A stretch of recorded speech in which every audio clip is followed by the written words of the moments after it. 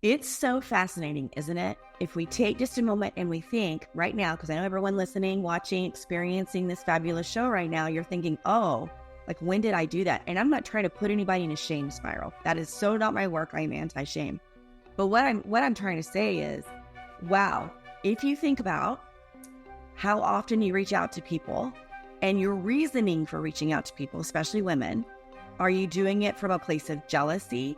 Are you doing it from a place of shame? Are you doing it because, oh gosh, I haven't in a long time and I need to kind of energy? Or are you saying, wow, this person came across my mind today?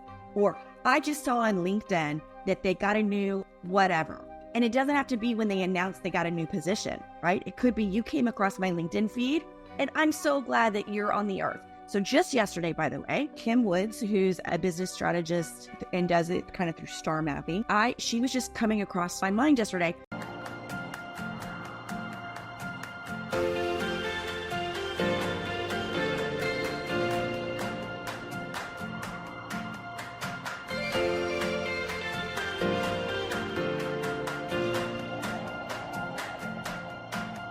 Welcome to another episode of Women Investing in Women. Robin and I take great joy and have great honor week after week in talking to different women, exploring with them what has influenced their journey, how are they influencing the journey of other women, and how we as women can truly lift each other up so that together we are building a future that we are all deserving of.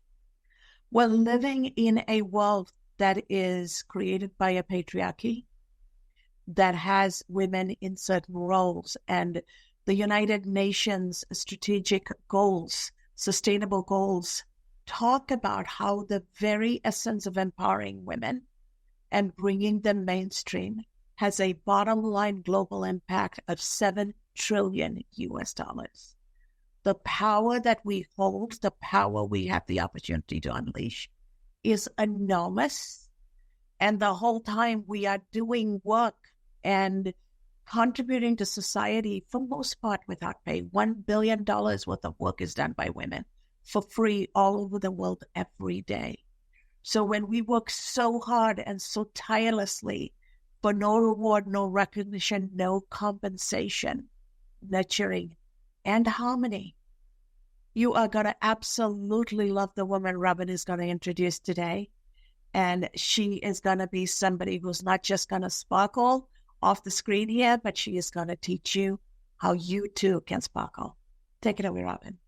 Absolutely. I am beyond thrilled to have the amazing Suzanne Castle as our guest today, the amazing Suzanne Castle. And I met her when I attended a women's conference, women's retreat, last summer, about a year ago, last fall. She was one of the presenters, and she talked about the concept of sparkle. That's kind of her brand, Sparkle, and to live life to the fullest, to have a voice, have energy. And she created 4 or 5 years ago a conference for women called Verve, VERVE, like having energy, having passion in your life. And I was so impressed with her that I said, oh my gosh, we absolutely have to have Suzanne on our program. And so Suzanne, welcome, welcome, welcome. And tell us a little bit about this conference, but also your broader work with women, giving them voice, giving them energy, and what got you in to doing this amazing work. Thank you so much for having me. First, I want to thank you, Cass and Raman, for the many ways that you're pouring into women, that you're reminding them of their power, of how they can show up in the world if we band together rather than step over each other.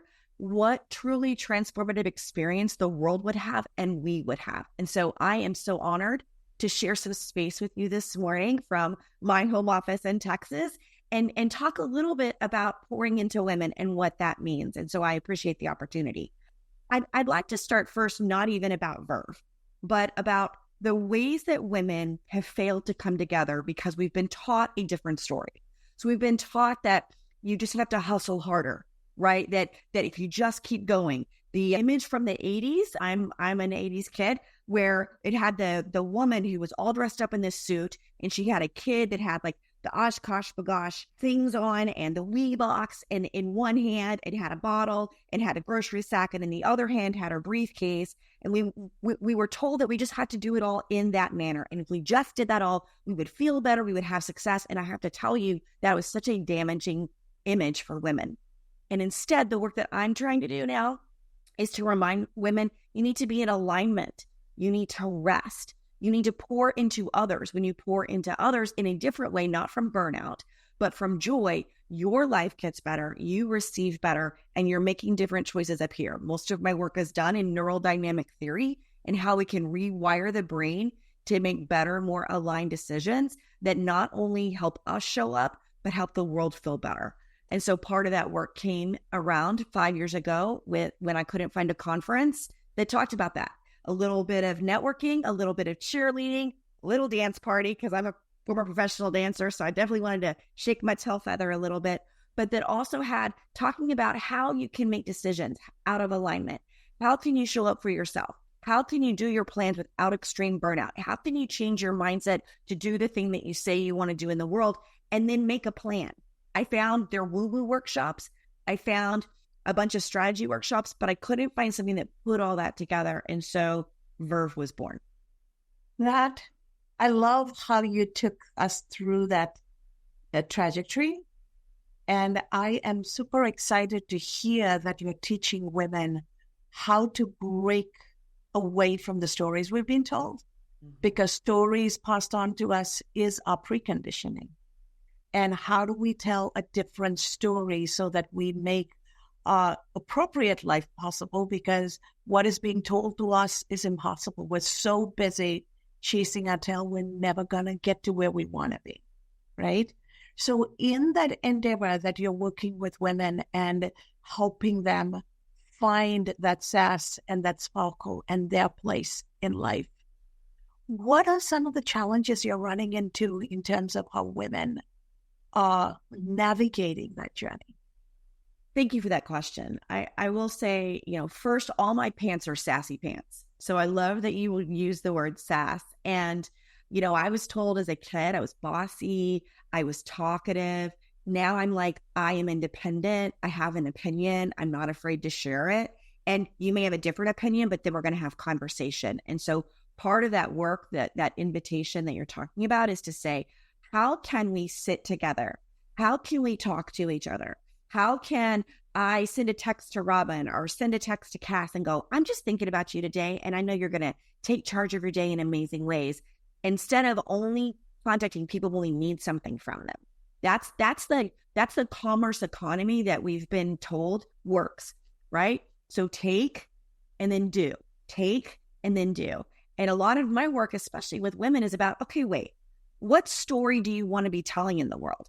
How do you want to feel about your story? We try to tamp down feelings from that kind of corporate bro marketing way of being in the world. But instead, I want to start with, how do I feel about this? Is this the way that I want to feel about this? If not, what do I need to think to change that? And then what are my actions? So you see, it's not about action first. It's about, how am I feeling and thinking? Is that in alignment? And once that's in alignment, I think it's much easier to do the things that you say you want to do. Oh, and by the way, link arms with other women who are like-minded, who are in that same space with you. And together we kind of move the tidal wave forward. Okay, this is really fascinating. I'm loving everything that I'm hearing. And I want to touch on the notion that you said that we'll reach out if someone is in need, because many of us are naturally helpful. But the notion of reaching out just to reach out, or to reach out and congratulate when someone is doing well. One of our prior guests, Caroline Adams Miller, really talked about this notion that when women do well, are we then congratulating them and, hey, isn't that great? Or are we just quiet? Or are we, beating ourselves up because we're not as good as them? So talk to us a little bit more about this notion of women supporting women when they are doing well. And as you say, linking our, when someone's doing well, linking arms and can keep continuing to do well. So I just shot her a text and said, I'm so glad that we shared terra firma together. Just wanted you to know that. I don't need anything. She hadn't announced anything. That she didn't come in my email. And I just think when you show up every day and you do that, your world gets better. So one of the things I'm teaching my clients is that first we celebrate always. So when they show up at a call, we show up in a conference, the first thing I'm going to always ask is, what are you celebrating? And then we celebrate that together collectively. And it could literally just be, Robin, I got out of bed today and the last several days have been terrible. So I got out of bed and I took a shower. Awesome. Let's celebrate that you're showing up in different energy today. It could be you got a new job. It also could be my kid got her driver's license, so now I don't have to drive her around all the time. I mean, the celebration doesn't matter, but the energy in which you're saying things are moving in a trajectory and positive energy can lift the entire feeling of a room and really remind women there's lots of things that we can cheer each other on for without feeling like, oh, I'm jealous or, oh, you have more than I do. That energy is, I don't think, going to work if we're going to take over the planet and help this United Nations kind of vision come to life. We have to really be tribal again and link arms and go, we have women of wisdom, and what can we share together to move things forward? Absolutely. And the notion that when we come together, we lift each other up is so powerful. And truly, regardless of gender, the energy we put out in the world is the energy we're attracting, because while we're in this body, our soul, our spirit, that is all energy. We are a form of energy having this human experience. Right. And creating an environment of that energy to attract what's going to make us live a more peaceful, harmonious, and impactful life, that is very powerful. How are women understanding the notion that I am larger than this physical shell, this physical presence, and the energy is eternal, and there is energy inside me? It is not a Western concept. Right.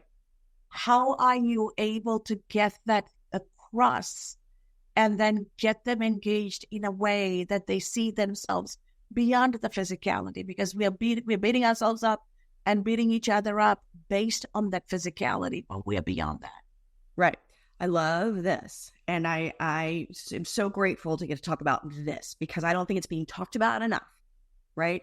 So one of the things that we do live when I'm in a workshop with people, and if you're listening or watching, you can just do this from wherever you are in your chair.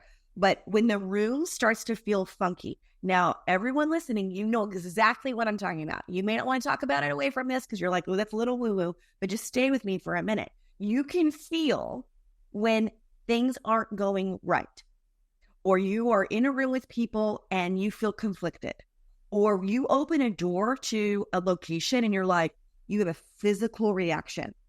We've been taught that is mystical weirdness, that to not pay attention to that. I think that probably comes from, I would say hundreds of years ago. I think about the Salem witch trials, for example, who anything that wasn't empirical evidence, let's say in a scientific manner, which we can talk about that too if you want, but was to the realm of the mystical, which usually meant demonic.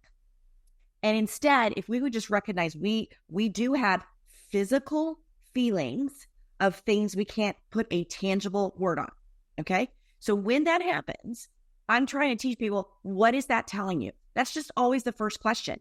Energy is shifting in a room. You're feeling like, ooh, it's kind of icky. Okay, what is that telling you? Sometimes it's telling you need to get up and get oxygen moving. Sometimes it's, I need to go get a glass of water. Sometimes it's, ooh, I might need to get up because the person next to me is making me feel strange, or I'm not taking care of whatever. So the first thing to do, honestly, that I'm teaching people to do is pay attention. We need to be paying attention. We need to be noticing, and we need to maybe even journal or track. Okay, when I walk into this building, this is how I feel. Okay, well, let's talk about that. I mean, it's not let's not talk about our feelings, right? So one of my clients, actually yesterday, day before, we were on the phone, and she has been struggling a lot, and she was struggling to get movement. She was struggling to show up for her clients too, et cetera. And finally, she had a doctor listen to her where she was like, I just don't feel like myself. Well, let's do a blood panel. Let's find out if there's, maybe it's, you're not getting enough vitamin D, and that's easy solution. Go get some sunshine. It's not always a supplement, right? And so I think understanding the feeling and how it is and saying there is a noticing that needs to happen right here, right? There's a something. Now let's just recognize it and then figure out, does something need to be done with this? It's not immediately go fix it. I'm done with the go fix it energy, right? I want to be about noticing first and then deciding. I want to teach women in the world. I have a 20-year-old daughter. I want to teach them to notice something, understand what it feels like and what it's making them think, and then decide if something has to be done about that. I just think that's a better way to live in the world. Again, I am loving everything that you are saying, and I think it is so impactful to the people who will listen to this conversation later. How do you go about helping women buy into this notion that we need to pay attention to how we are feeling, that our feeling, even that kind of gut sense that there's something not quite right here, even just that gut sense is valid information, and to slow down and pay attention to it and not just blow it off? What are the things that get in the way of women kind of buying into that notion, giving themselves permission to believe that notion and to start doing that notion? What are some of the ways that women block themselves, and how do you kind of get them unstuck and moving in that direction a little bit more? Well, first, thank you, because my tagline is stuck is never the furthest you can go. So the first thing we all need to realize is stuck is not a destination. Stuck is not where you get to land. Stuck is not your island where you build your fabulous beachfront condo. Okay, that's not the world we live in anymore. And so honestly, Robin, the first thing I do is let's start with the results, because we've been taught, again, empirical data, right? What does it tell you? And I'm a big data freak, but it's informative. It's not the whole story. So for women who don't understand intuition work and the feeling, thinking connection, let's start with the results. So let's say, Robin, you were coming to me, we were sitting across from each other, we're at a coffee shop, we're hanging out, and you're like, last month, I didn't do the things that I said I was going to do. And I'm like, okay, well, tell me about that. Like, what result did you have? What result did you want to have?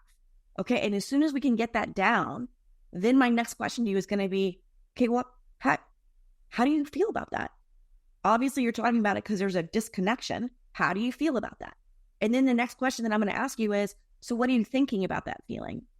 And then we go to the reverse. Okay, we just reverse everything. So now we go to okay, what do you wish you were feeling? To feel that, what do you have to think? When you think that, how do you act? When you act like that, what normal results do you get? So we just reverse the pattern of what we've been taught. Instead of results first, we start with the feeling first. But if you've not done the work, then again, of course, you start with the results and then you go backwards. And I think it gets easier, it gets faster. It feels clunky in the beginning, but it's a pretty easy roadmap to follow. It's interesting that you bring up this huge difference in the way that different cultures think and function. I'm a finance person, so I deal with data, 34 years in the industry, but I am from the East. So we are very cognizant that when I'm presenting financial propositions to leaders in the West, I have to say what they're going to get out of it. Results is where the conversation starts. But in the East, it's the why. Why are we doing this? What is the ultimate destination or the purpose of this? What impact are we going to create? Because there are different outcomes we can have if we understand the why, right? So this is part of the huge cultural divide between the West and the East. And because we're focused on the destination, because we're focused on the outcome, we only ask the question, is it the journey or the destination? But the question we never ask is, isn't it the company you have while you take this journey? Because they are the ones who are shaping your why. They are the ones who are informing and transforming the energy so that you get to enjoy both the journey and an impactful destination. Talk a little bit about how your work in an indirect way is bringing that false dichotomy and wrapping it around in a holistic way to live a meaningful life, because it is not black or white. Right. It's not. And maybe because I come out of the entertainment world and it was constantly, I don't care if you're a solo actor, right? If I did a one-woman show, I did at one point, did a one-woman show. I wasn't a one-woman show, right? There were the people that did the costume, that designed the lighting, that did the sound, right? There's the people that came to the show. There's the ticket taker, right? Everything's on a phone now, but you get where I'm going here. One woman show, still there's a lot of people that make a one woman show happen. So take that image and think about the work that as you're listening, whoever you are right now, listener. So take that image and think about your own work, right? Or how you're showing up in the world. Okay. Who else is around you? Who else is embodying this work with you? Who else is pushing you when you need it? Who else is lifting you up when you need it? Who else is like, you didn't do what you said you were going to do, so now you have to do it this way. Like, that is an entire cadre of people, a tribe, if you will, making the one thing happen. So part of the work that I'm trying to do, I call it my takeover plan of the universe, right? That inside the Sparkle Factor container is understanding we start with your mind, right? We get your mind right. How do you mind your mind, right? That's not necessarily for results. That's that thinking, feeling connection again. So what's it telling you? How is it helping you? How is it hindering you? It's not from shame. It's just, this is part of it. We have to deal with our fear. We have to talk about fear a lot. Fear can be powerful. It doesn't have to be a blockade for us, right? A lot of my work is in fear. So we start there. Then we go to okay, now the hinge now is, now that I know how to boss my brain, let's say, right? The sassification of my brain, I put it in its place, right? Now, what does that mean for action, and who needs to be with me, right? So I'm never going to be that one person trailblazer. I might be a trailblazer. That might be a word someone uses for me. Okay, great. But I sure didn't get here by myself, right? We are recording this during the Olympics, and there has been this fabulous commercial that shows people from all different parts of the world that are doing different kind of Olympic sports. And it shows them doing the sport. Like, there's one on the track, and it's his entire city behind him cheering him on, right? Or the woman, and as she's packing her bag, and it shows like the kids are doing this, and the village came out and hung the banner, and they opened up the training facility for her early. It's this whole understanding that there's a whole group of people behind you when you're doing your thing. And I don't know that we've done a good job of managing the data around that, saying, who are those people? Who are my front row people? Who are cheering me on? And who am I for someone else, by the way? Because it's not just about you. It's now, who are you going to do that for as well? And how are you going to stay activated in that energy? And our planet would be a much healthier, happier place if we could just get there. Okay, this has been absolutely phenomenal conversation. And as we say, in every conversation, the time has flown by, and with a lot of verve and sparkle. And so before we wrap this up, as our 25 minutes is, it's flown by, tell us how people can get a hold of you and any final golden nuggets. And you mentioned earlier before the show started that you have a special gift for our listeners, and anything that you want to say to let people know how to get a hold of you and what you have to offer. Well, first, I again want to express my gratitude. So the way that both of you are showing up, having interesting conversations, allowing people just a few moments to think differently and act differently and understand their power in the world is marvelous. So thank you for this show. Thank you for allowing me to be a small portion of that. And so I put together over on SuzanneCastle.com. It's Castle like a princess, SuzanneCastle.com. There's so many resources there. Some are free, but there's one that's hidden that I just put together for all of you listening to this. So if you go to SuzanneCastle.com/self, I've put together an entire kit that's an assessment about how you're feeling and thinking and being in the world, and then a planner to help you really show up in a way of care and holistic self and energy than anything else. And so it's just yours. Go get it. There's no charge. Don't worry. Like, it's just there. It's downloadable, easy peasy, lemon squeezy. And if you are interested in connecting with a vast group of women, there's about 100 to 125 that will be at Verve in Dallas in October. This is the kind of work that we do, the mindset and then the business work. So We work on our mind, and then we make a 90-day plan in the room before you leave over 3 days. I'd love to talk to you more about that. You can find out information on my website. And again, just please pour into somebody today. Please, I beg you. Somebody that's been on your mind and heart, send them a quick message. Let them know that they were coming across your heart and your mind, and see what happens, not only to them, but how you feel at the end. Thank you so much, Suzanne. I love your energy. I love the intentionality with which you're living and you are showing up. And it has been an absolute joy to have this conversation with you. Thank you so much. And please don't make this one and done. You are part of our community. Whatever we can do to support you, the women in your community, anybody we can showcase, please send them our way. This is a way of us continuing to build a community, because it is going to take a global village of women to shape our destiny. We're only shaping our destiny. And when we shape our destiny, we truly are shaping the destiny of our children and our grandchildren. And to our audience out there, don't let the stories you've been told define you. Don't let other people's definition of what you can be limit you. Tap into your inner energy, because that is boundless. From that tapping of your energy, remember, what you seek is always seeking you. Mindfully unleash your energy so that you're seeking something that is going to give you joy and peace. And surround yourself with other women who are going to join you in that journey, because together we can be sassy and sparkle and live our purpose with intentionality.